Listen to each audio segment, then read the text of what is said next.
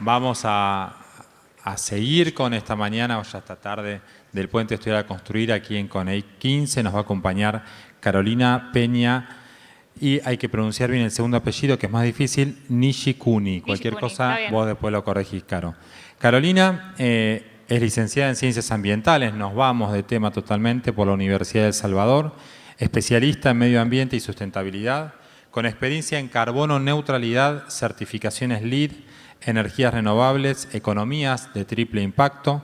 Es Business Developer and Carbon Neutrality Specialist en The Carbon Sink.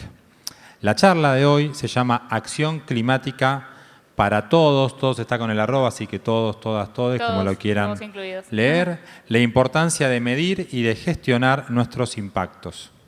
La crisis climática y ecológica nos exige a las personas y a las empresas adaptarnos y mitigar nuestros impactos.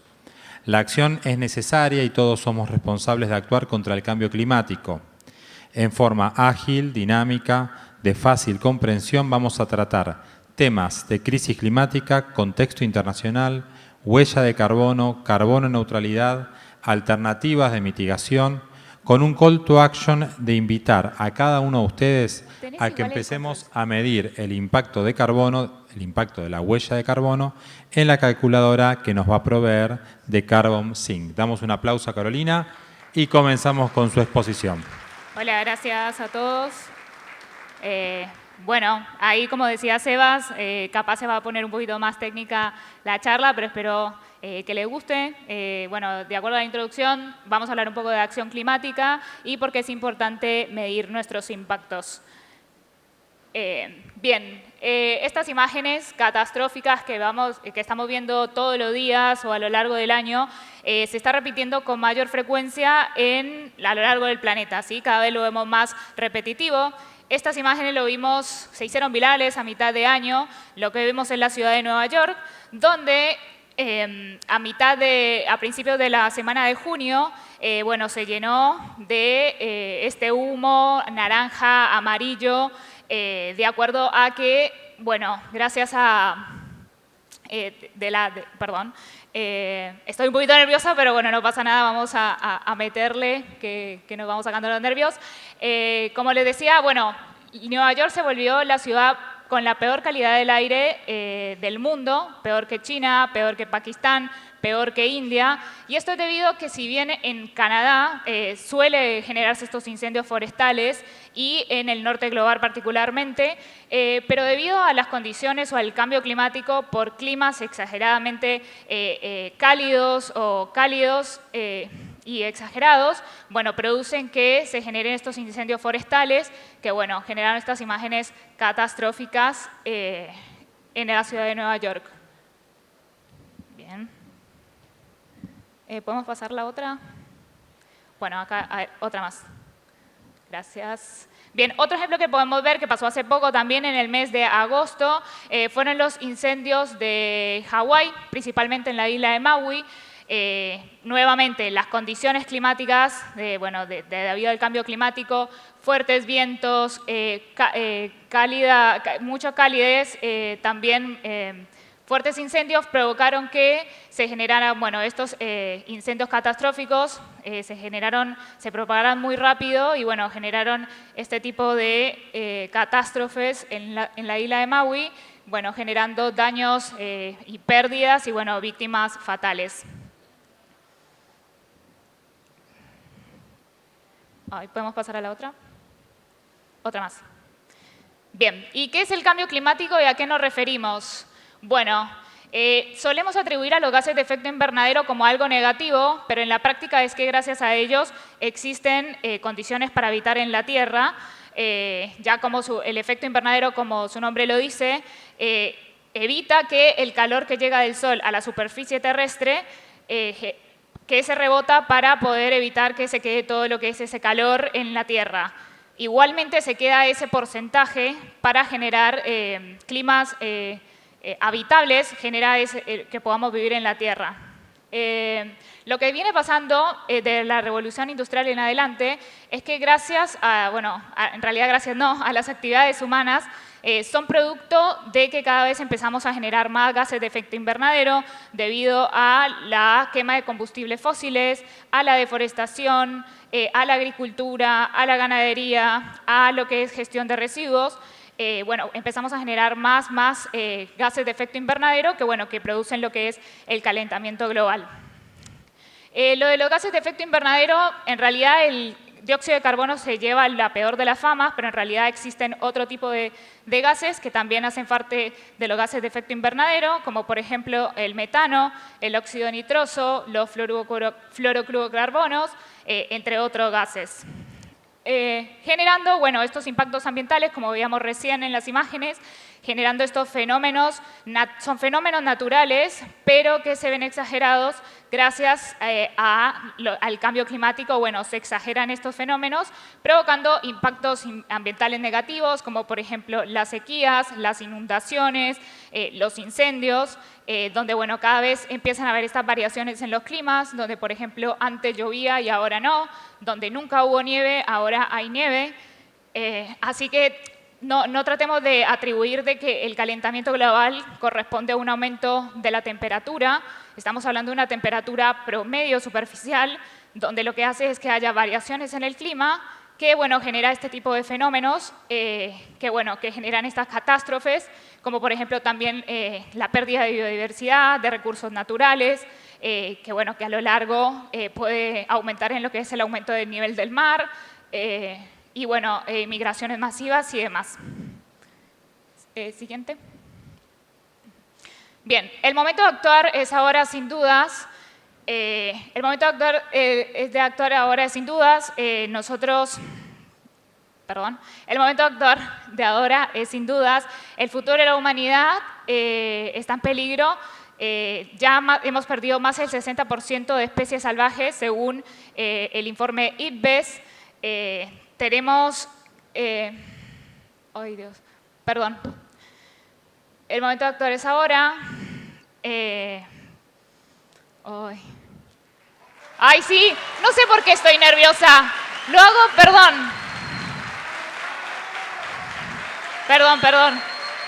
No sé por qué me pongo nerviosa, me encanta lo que hago, lo hablo siempre, ayudo a las empresas, a las personas y bueno, creo que mi trabajo es esto, concientizar y creo que cumple un rol importante y bueno, la verdad que me pone un poco tímida que el escenario está lleno de gente, pero bueno, gracias por el apoyo, así que bueno, vamos a continuar. Sí, son mucha gente. ¿Pasamos? Lo dejo ahí, gracias.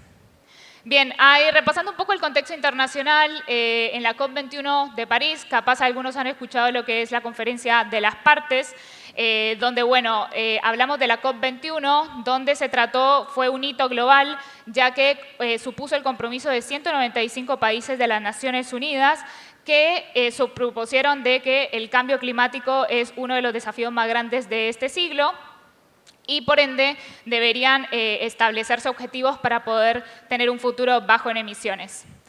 Lo más reciente que tuvimos fue el año pasado la COP27 en Egipto, en Sharm el Sheikh, donde bueno, también se actualizaron estos compromisos. Siempre en las COP se trata de basarse en objetivos basados en ciencia, a través del IPCC, que es el panel intergubernamental de actores del cambio climático. Así que, bueno, siempre, cada año hay este tipo de conferencias como para actualizar estos tipos de compromisos. Y para eso, bueno, les repaso brevemente los 3 puntos focales que se trabajó en Egipto, que en este caso sería destinar un fondo para daños y pérdidas debido a las condiciones climáticas, a las consecuencias de los fenómenos climáticos. Luego, exigir responsabilidades a empresas e instituciones, empezar a exigir un poco más. Y también para empezar a dar ayuda financiera a los países en desarrollo. Bien, y cuando hablamos de la gestión de carbono, lo que no se puede medir no se puede gestionar. Así que lo primero que tenemos que hacer es medir nuestra huella de carbono para entender nuestros impactos medioambientales.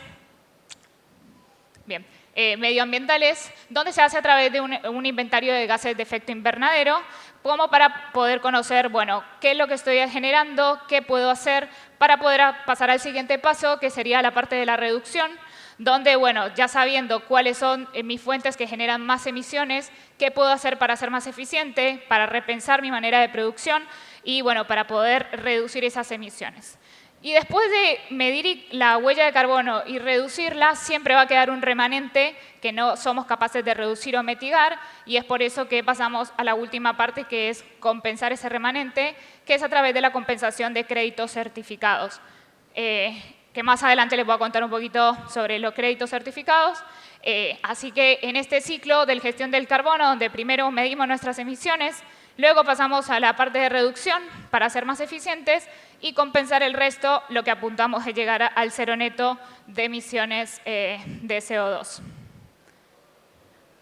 Siguiente.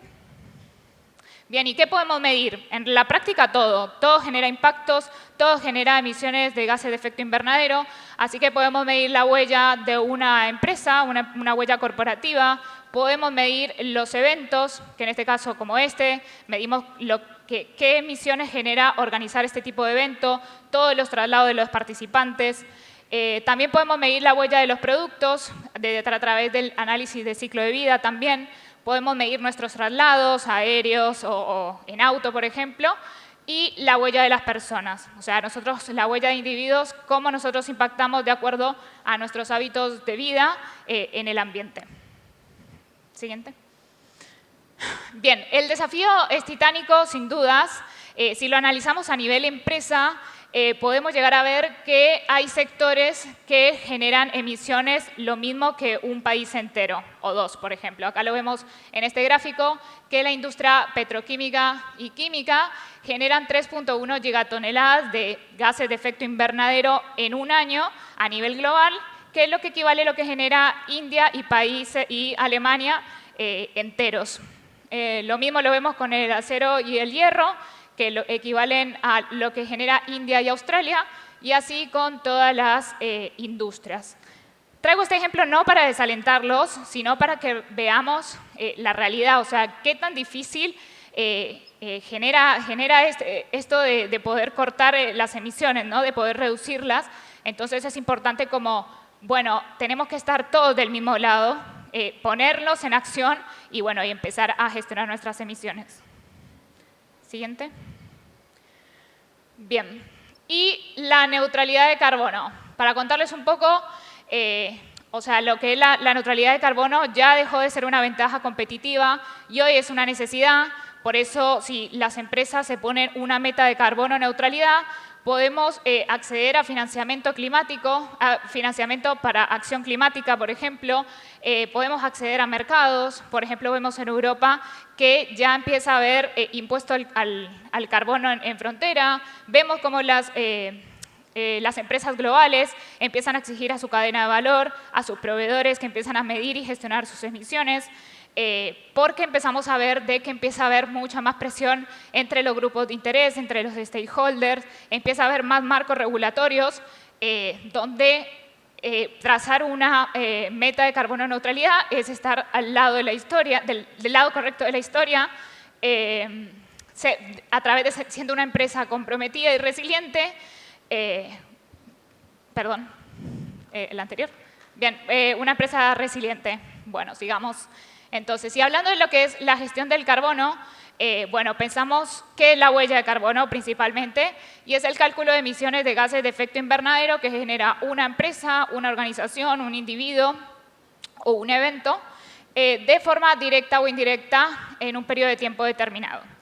Tenemos lo que es el alcance 1, que son las emisiones directas, que corresponden a los vehículos propios, a los motores, a la calefacción, al sistema de aire acondicionado. Luego tenemos el alcance 2, que son las emisiones indirectas, que corresponden a las emisiones del consumo de la compra de energía propia de la red.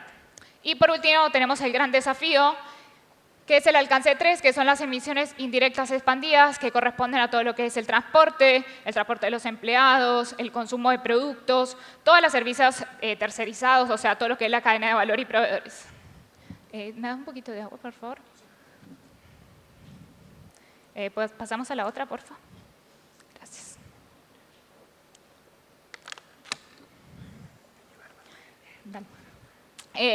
Bien. Como le comentaba, el alcance 3 es el más desafiante porque es el más difícil de medir, ya que se tiende a alejar para poder medirlo, ya que entre más grande es la empresa, más interdependencias tiene del resto, o sea, va a tener más actividades tercerizadas. Así que, por ejemplo, lo que es el CDP, que es el Carbon Disclosure Project, que es una organización sin fines de lucro que ayuda a las empresas a divulgar sus impactos medioambientales y también ayudando a reportes y avances en los compromisos del Net Zero o carbono neutralidad. Como vemos acá en este gráfico, el 85% de las emisiones de un inventario de gases de efecto invernadero corresponde al alcance 3, el alcance 1 y 2 en general siempre fue obligatorio y el alcance 3 de manera voluntaria, pero creo que hoy no estamos en condiciones para que siga siendo voluntaria, ya que bueno, es donde más donde más se acumulan las emisiones generadas de una empresa, así que deberían empezarse a obligar a las empresas a medir ese alcance 3 como para que lo empiecen a reducir y a compensar. Siguiente. Así que para eso hacemos un plan de acción climática donde establecemos una estrategia climática. Ya una vez que tengamos una meta de mitigación definida a través de mi línea base, como vemos de color azul, es mi primer gases de efecto invernadero, inventario de gases de efecto invernadero, donde me dice, bueno, ¿qué estoy haciendo?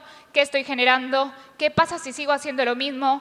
¿Qué pasa si no cambio la manera de producir? Bueno, como ven, va hacia la alta, vamos a generar más y más emisiones, así que en la práctica la idea es establecer una hoja de ruta, en este caso una estrategia climática, que nos enfoque a llegar a la carbono neutralidad, reduciendo nuestras emisiones. Bien, y la compensación, bueno, ahí entra en juego lo que es el mercado voluntario de carbono, donde es un espacio clave para que las empresas puedan puedan compensar su huella de carbono, ¿sí? Las emisiones que les conté anteriormente que no puedan reducir o mitigar, puedan compensarlo a través de créditos de carbono, a través del mercado voluntario de carbono.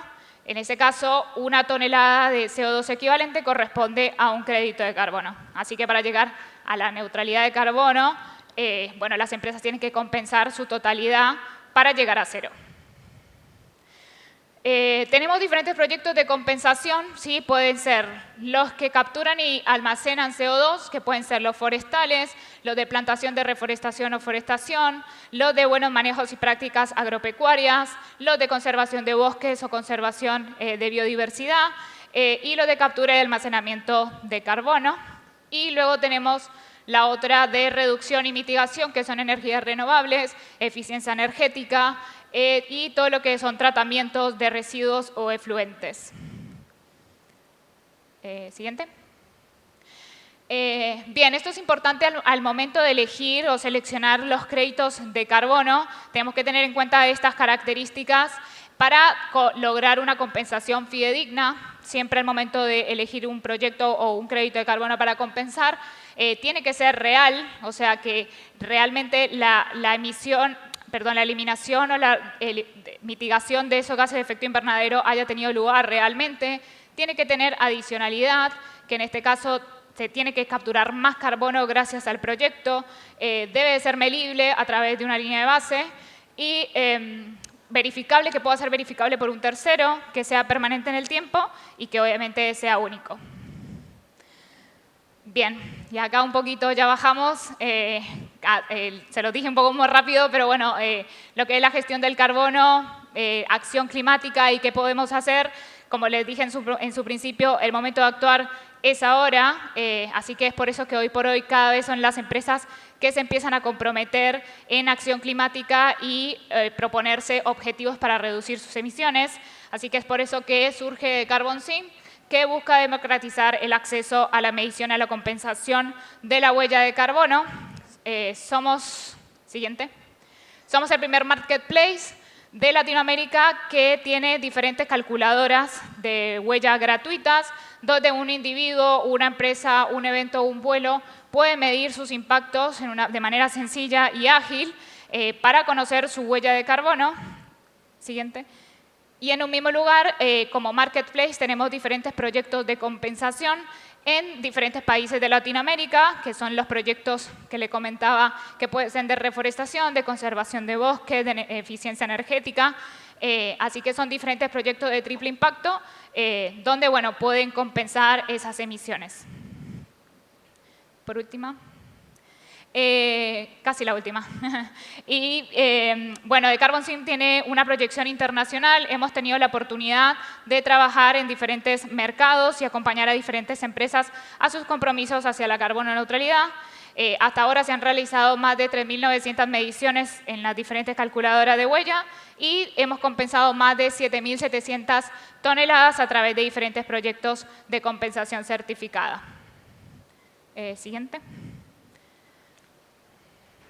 Y por último, para ir cerrando, si bien las empresas hoy por hoy tienen el desafío de empezar a gestionar sus emisiones y empezar a establecerse estos objetivos, el primer cambio realmente empieza uno como individuos, así que los invito a que escaneen el código QR para que puedan medir su huella y empezamos a entender nuestros impactos.